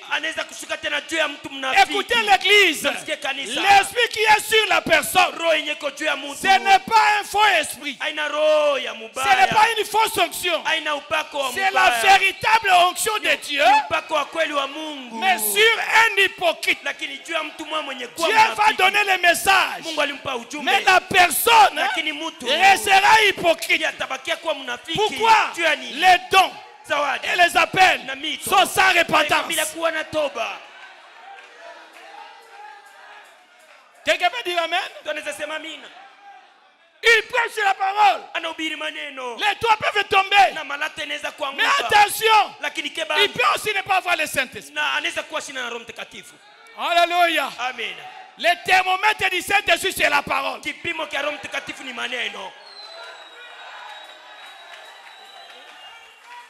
Alléluia. Amen. Alléluia. Amen. Je parle ça en guise de ce que nous vivons. Comment toi tu peux combattre les faits dans cette église? Comment toi tu peux combattre les pasteurs? Jeune ministre, on te donne la chair. C'est la chair du pasteur. Avant de faire n'importe quelle déclaration, ne venez pas prêcher les gens du haut de cette chair. Ne venez pas faire le compte à rendre. Non. Si tu as un problème contre quelqu'un, va voir la personne. Amen. La vision de cette église, c'est à un homme qui connaît.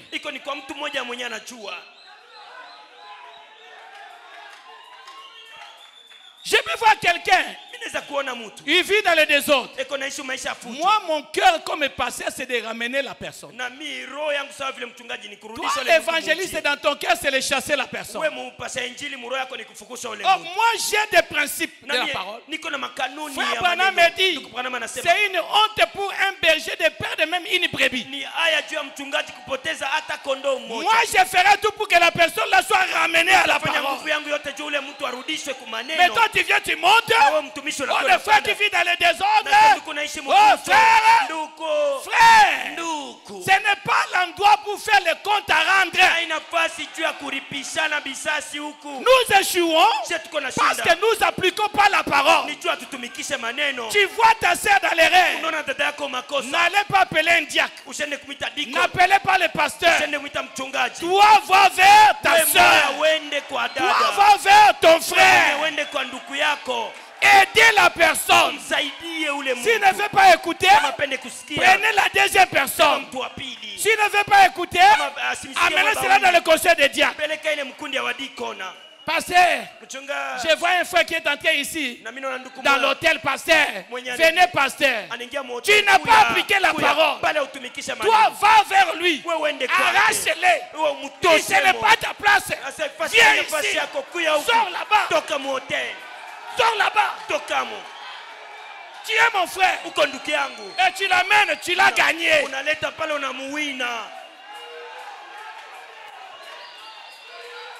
Tu vois une sœur, une jeune sœur qui a fait l'avortement. Va vers elle.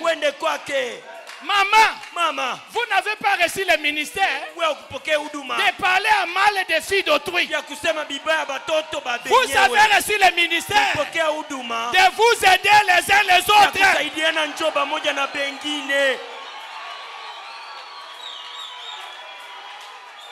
Quel est le Saint-Esprit là qui ne voit que les erreurs de l'église? Les erreurs de l'église. Le pasteur n'a pas bien prêché ici. Il voulait lire ça. Le pasteur a mal parlé. Pourquoi toi tu vois seulement les mal? Tous les biens là que le pasteur fait, que les ministres font, que les gens de l'église font, tu ne vois pas ça. Donc c'est seulement tu comptes les mal. L'ennemi des frères c'est qui? L'ennemi des frères c'est qui? C'est Satan lui-même. La vie après le Saint-Esprit. maisha kisha Roho Mtakatifu. Frère Branham est allé à Mishawaka. Na ndugu Branham yeye alienda. Il trouve deux personnes. Anakuta watu wawili. Alléluia, deux natures. Le même Saint-Esprit. Maumbile mbili. L'autre parle correct. Na mwingine anasema une bonne vie. L'autre parle un hypocrite. Na mwingine iko nasema lakini munafiki. Frère Branham était troublé. Na ndugu Branham alivurukiwa. Qu'est-ce que je vois? Je pensais que je suis au milieu des anges. Mais qu'est-ce qui m'est arrivé? Mambo kani inanifikia. Et Dieu l'a amené pour lui dire, la pluie tombe sur les justes et sur les injustes. Na Mungu anampeleka juu ya kumwambia kusema mvule iko nanyeshia watu wabaya. Le Saint-Esprit c'est une pluie. Roho Mtakatifu ni mvula. Et qui descend. Yenye iko nashuka. Amen. Amen. Et Dieu l'a amené à comprendre na Mungu ampeleka elewe ce qui s'est passé là-bas. Ile yenye ilipitikana kule. C'est sa volonté. Na ilikuwa ni mapenzi yake. Ne parlez jamais à mal useme kamwe bibaya de l'esprit de Dieu qui est ici. Ya roho ya Mungu yenye kuwa hapa. Écoutez frère Branham. Dieu a mal compris les 23 7 61. Mungu mwenyewe anaelekea mbaya. Paragraphe 94 dit. Quand il a passé cette expérience, il a dit, j'ai compris ceci. Lorsqu'une personne est assise dans une assemblée, un esprit peut descendre sur elle. Et pourtant, vous savez que cette personne est dans l'erreur. Elle ne mène pas une vie correcte. Faites attention à ce que vous dites au sujet de cet esprit. Cela pourrait être le Saint-Esprit. Ne jugez pas l'esprit par l'individu. La personne peut être dans l'erreur. Mais alors la Bible ne déclare-t-elle pas? La pluie tombe sur les justes et sur les injustes. Jésus n'a-t-il pas dit, quand les champs furent ensemencés, laissez-les tous croître ensemble. Le blé est livré ensemble. N'essayez pas d'arracher l'ivraie. N'essayez pas de les juger. Laissez-les simplement croître ensemble. Et à ce jour-là, les anges seront envoyés. Ils prendront toute l'ivraie pour la brûler. Et le blé sera amassé au grenier. Mais c'est à leurs fruits qu'on les reconnaîtra. Vous pouvez le savoir dans votre cœur. Continuez à essayer de traiter avec cette personne. Amen. Amen. Amen. Amen. Amen. Amen. Et cette déclaration que Frère Branham a fait, j'aimerais vous lire cela. Il dit que j'ai fait cette déclaration. Vous pouvez parler en langue. Vous pouvez crier. Vous pouvez danser. Vous pouvez chasser les démons. Et faire tout ce que vous voulez. Ne pas encore avoir les Saint-Esprit. Ah, c'est compliqué. Ah, c'est très compliqué. De voir que les choses qui se passent, un frère au milieu de nous, 20 ans, pasteur, ce sont les anciens qui nous troublent dans l'église. J'ai compris ça. Ils n'étaient pas convertis avec des fausses expériences. Comment toi, 25 ans, tu laisses ta femme pour aller prendre une jeune fille, tu dis que non, et maintenant j'ai quoi la polygamie? Toutes ces expériences que tu as passées là, c'était comment?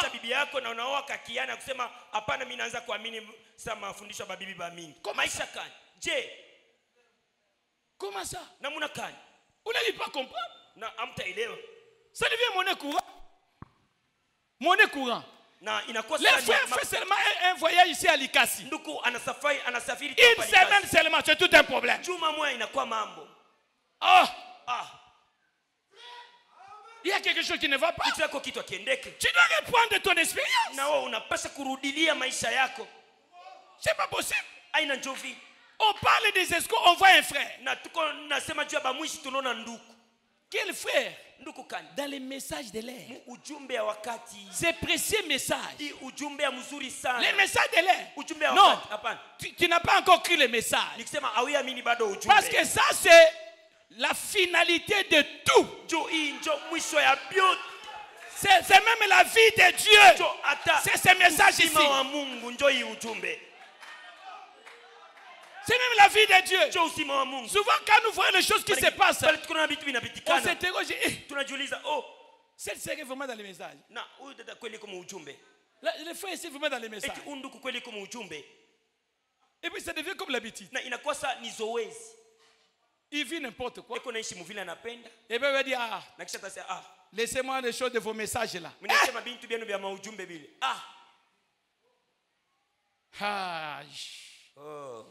Écoutez. Il faut dire la paragraphe 118, le nom blasphématoire. Le 4 novembre 62. Eh bien, j'ai évité de dire cela il y a quelques jours, pensant que l'église serait assez spirituelle pour le saisir. Peut-être que je ferais mieux d'arrêter l'enregistrement. Maintenant même. Mais parce que je ne veux pas que cela sorte parmi les gens. Mais vous pourriez parler en langue. Vous pourriez crier, vous pourriez danser, vous pourriez chasser les démons, faire tout ce que vous voulez, ne pas encore avoir le Saint-Esprit. Paragraphe 119. Est-ce que les disciples ne sont pas revenus se réjouissant et criant? Parce que les démons leur étaient soumis. Judas n'était-il pas juste au milieu d'eux? Jésus n'a-t-il pas dit qu'à ce jour, quand il viendra, que plusieurs viendront à moi et diront, Seigneur, n'ai-je pas chassé les démons en ton nom et fait de grandes œuvres? Et je dirai, retirez-vous de moi, vous qui commettez l'iniquité, je ne vous ai jamais connu. Ce ne sont pas les signes du Saint-Esprit. C'est à leurs fruits que vous les reconnaîtrez. Et bien vous dites, frère Branham, nous devrions-nous parler en langue? Absolument. Ce sont des dons de Dieu. Mais ces dons de Dieu sans ces vertus en eux sont une pierre d'achoppement pour l'incroyant. Les dons de Dieu sans les vertus en eux, c'est une pierre d'achoppement pour les croyants. Ce n'est pas accepté de Dieu. Ceci doit venir en première. Et quand vous avez la foi, la vertu, la connaissance, la tempérance, la patience, la piété, l'amour fraternel, alors le Saint-Esprit descend et vous scelle comme une unité. De même qu'il scelle les âges de l'église comme une unité. La façon dont il fait son épouse et la façon dont il fait son individu, ils sont faits du même matériau.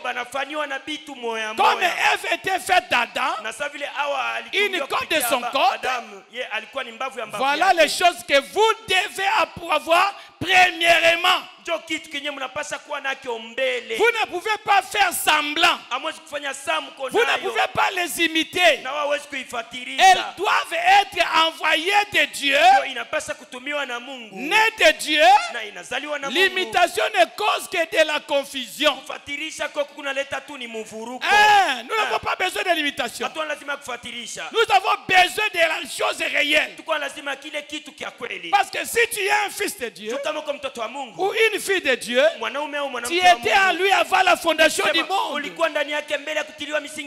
venant ici dans le monde, tu as la semence de Dieu en toi. Et la semence de Dieu ne périt jamais. Amen.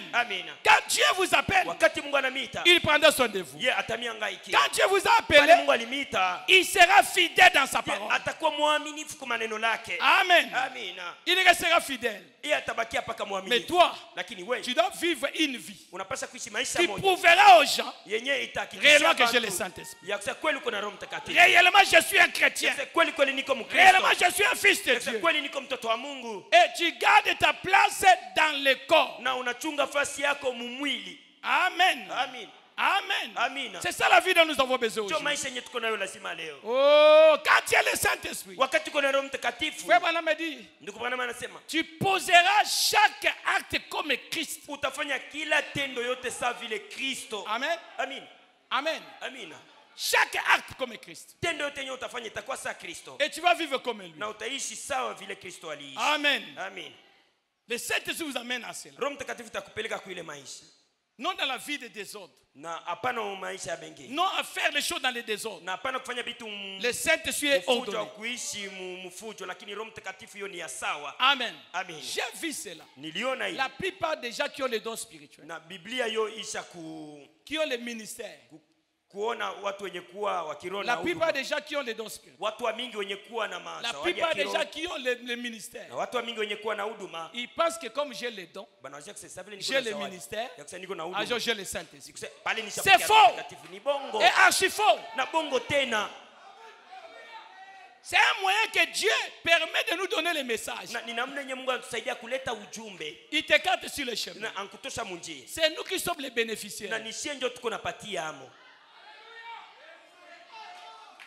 Amen. Amen. Comment les dons de Dieu ne peuvent que voir les sorciers? Dans l'église, les dons de Dieu ne voient que les sorciers. Et les dons de Dieu ne voient pas la bénédiction. Les dons de Dieu ne voient pas les enfants de Dieu qui sont malades, que Dieu peut dévoiler pour qu'ils soient guéris. Les dons de Dieu ne peuvent pas nous dire, pasteur, attention les pièges que le diable a tendus pour toi. Voilà ce que Dieu m'a dit. Mais les dons de Dieu aujourd'hui, sorcières, c'est vrai. Nous croyons à cela. Mais qu'est-ce que Dieu a dit après ça? Parce que moi je ne crois pas. Un fils de Dieu qui a peur de sorciers. Une fille de Dieu qui a peur de sorciers. Amen. Amen. La Bible dit les méchants ne résisteront pas dans l'assemblée des saints. Ils viendront par un seul chemin. La main de l'Éternel le fera fuir par 7 chemins. Et là où il y a Dieu, les sorciers, les magiciens ne peuvent jamais demeurer longtemps. Comme ici, si tu es sorcier, on te dit déjà, on t'avertit, tu ne seras pas longtemps ici. Parce que tu seras dévoilé. La présence de Dieu est ici. Nous croyons à cela? Je crois à cela. Mais les dons doivent amener aussi l'église à être bénie. Amen. Moi, avoir peur des sorciers. Vous savez, là où Dieu m'a pris, là où Dieu a pris le pasteur Bopi, est-ce que vous le savez? Si tu ne sais pas, un jour, l'église dit au pasteur, donne-nous l'histoire de ta vie. Et le pasteur vous dira d'où Dieu l'a pris. Ce que Dieu a fait de lui. Aucun sorcier n'a droit sur lui. Parce qu'il est loin de l'Éternel. Nous avons mangé avec les sorciers. Mais ils sont morts, nous sommes vivants. Alléluia. Alléluia. Pourquoi? Le Dieu qui est en toi ne peut jamais permettre que le diable te détruise. Jamais. Jamais. Je dis bien jamais. Amen. Même si ton enfant est sorcier, la présence de Dieu qui est en toi est capable de délivrer l'enfant. Amen. Amen. Oh, mon enfant est sorcier. Je chasse cet enfant. Je vais chasser cet enfant. Qui te dit que c'est l'enfant est sorcier, tu dois le chasser? Quel message? Oh, ma femme est sorcière. Comment toi, tu avais le Saint-Esprit? Tu es allé épouser une femme sorcière. La profondeur appelle la profondeur. C'est que l'esprit qui était en toi, c'était la sorcellerie. Et vous vous êtes croisés quelque part. Maintenant, toi, sorcier, tu vas chercher une sorcière. Pourquoi? Restez ensemble. Oh, je ne savais pas. Quand on te disait chercher le Saint-Esprit, tu trouvais que c'était de la blague. Maintenant, tu comprends que tu n'avais rien. Nous avons une puissance en nous. Dans les messages. Alléluia. Qui a plus que la sorcellerie, plus que la magie, plus que les francs-maçons, plus que le Satan. Et cela, c'est tout dans l'homme. Malheureux. Waole. Tu es malheureux. Uko waole. Tu es ici. Uko hapa. Dans le message de l'air. Muujumbe wa kati. Mais vous allez consulter les féticheurs. Na muko nenda kuuliza bafumu. Vous êtes là. Muko ako. Les frères, pour avoir des promotions, vous allez prendre de la magie. Na mwe jua kupanda mukashi Tu es là. na buchawi. Uko ako. Le plaisir de quelques années. Na ni furaha miaka kidogo. Après tu vas mourir. Na kisha utakufa. Frère magicien. Nduku muchawi. Alors que Dieu na pale Mungu vous a donné un homme. Alimipa muntu. Vous a donné un ange. Alimipa malaika. Un messager. Uchumbe. Derrière cette chair. Il a le pouvoir de prendre les pauvres et de devenir riche. Il a le pouvoir de prendre les aveugles qu'ils puissent voir. Il a le pouvoir de vous prendre dans les néants et vous arrivez au niveau le plus élevé. Il faut que vous voyez. Les problèmes avec vous, vous ne voyez pas. La femme au perte de sang a vu Jésus, a compris que ma délivrance est dans cet homme. Si seulement je peux toucher, je serai délivré. Alléluia. Oh Dieu. Amen. Amen. Si tes yeux s'ouvrent, c'est là où tu seras béni. Frère, tu n'as pas le bon travail parce que tu ne crois pas à l'homme que Dieu a envoyé. Cet homme ici peut te prendre dans la pauvreté et tu deviens un grand homme. Je dis cela en base de ce que frère Branham me dit. Je veux que tu me dises Amen. Alléluia. Oh Jésus. Dis-moi, entre le Saint-Esprit et la promotion ou l'argent, qu'est-ce qui est très important?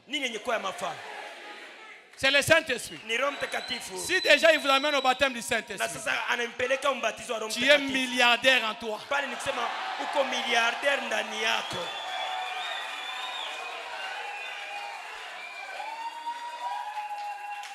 Dieu a dit à Pierre, Pierre, là ce n'est plus Jésus.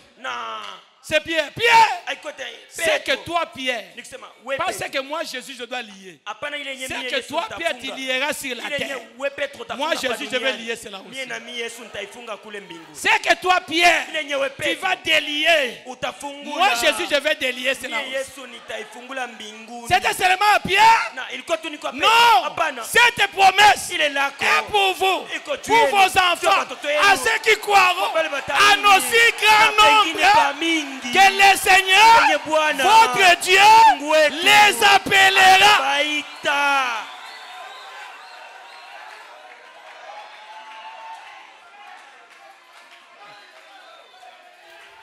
Amen. Amen. Amen. Amen. C'est pour cela que c'est très important. Très important. Frère Branham, Dieu lui a dit, si tu amènes les gens à te croire, et frère Branham me dit, vous pouvez avoir la foi au Dieu le Père. C'est une bonne chose. Avoir la foi au Dieu le Fils, c'est une bonne chose. Avoir la foi au Saint-Esprit, c'est une bonne chose. Mais ce n'est pas la promesse. La promesse est, si tu amènes les gens à te croire.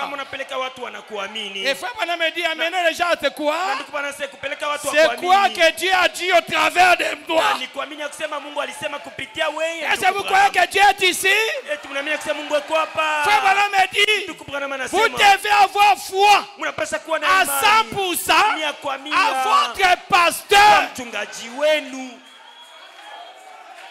C'est un homme. Il a des faiblesses. Mais néanmoins, Dieu l'a élevé. Dieu l'a établi.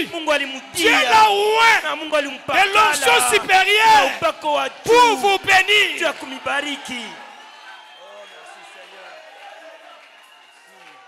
Ne voyez pas l'homme.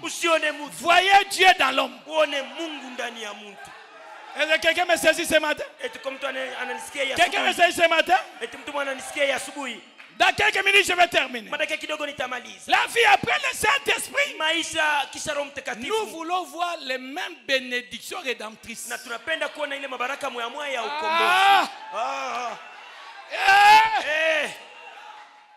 Ça s'accomplit dans notre vie.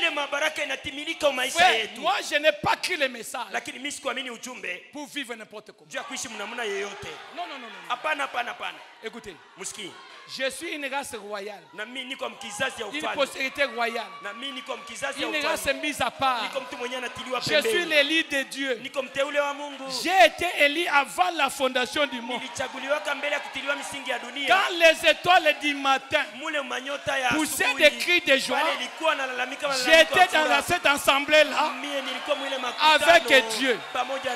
Écoutez, je viens de l'éternité, je passe par le temps, je retourne à l'éternité. Je suis l'éternité sur la terre. Je suis le représentant des créateurs des cieux et de la terre.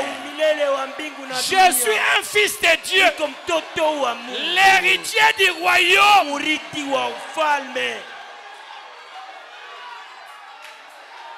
Dis à cela, je ne mourrai pas pauvre. Dis à cela, je suis guéri.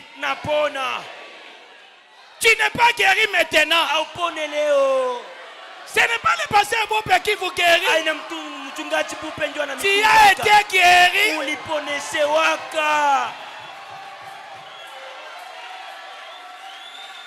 Oh ma maladie, non, ce n'est pas ta maladie, c'est Satan. Et je dis ceci, comme Siméon, je ne mourrai pas sans voir le Christ du Seigneur. Je ne mourrai pas sans voir ma bénédiction. Je ne mourrai pas sans voir mon salut. Je ne mourrai pas sans voir ma bénédiction. Je ne mourrai pas si je ne vois pas Dieu agir, qui se manifeste dans ma vie.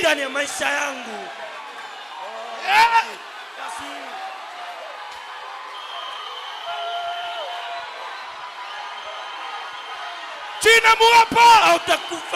Tu verras tes ennemis deviendront ton marche des pieds. Tu ne mourras pas. Tu verras ta délivrance. Tu ne mourras pas. Tu verras la parole faire tes chair dans ta vie. Tu ne mourras pas.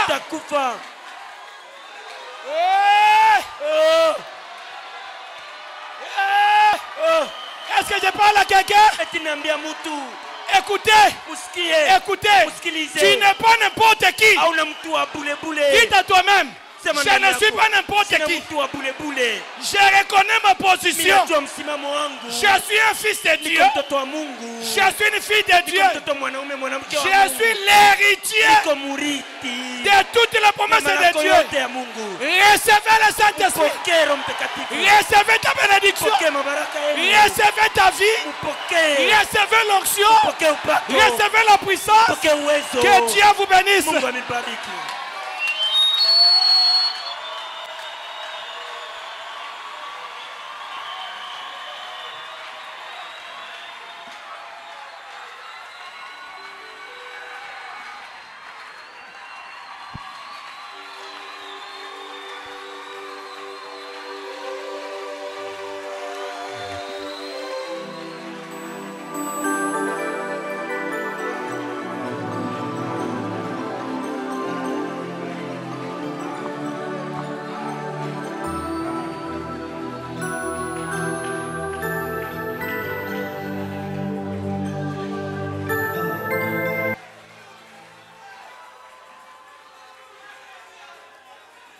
Élevons nos mains, adorons le Seigneur.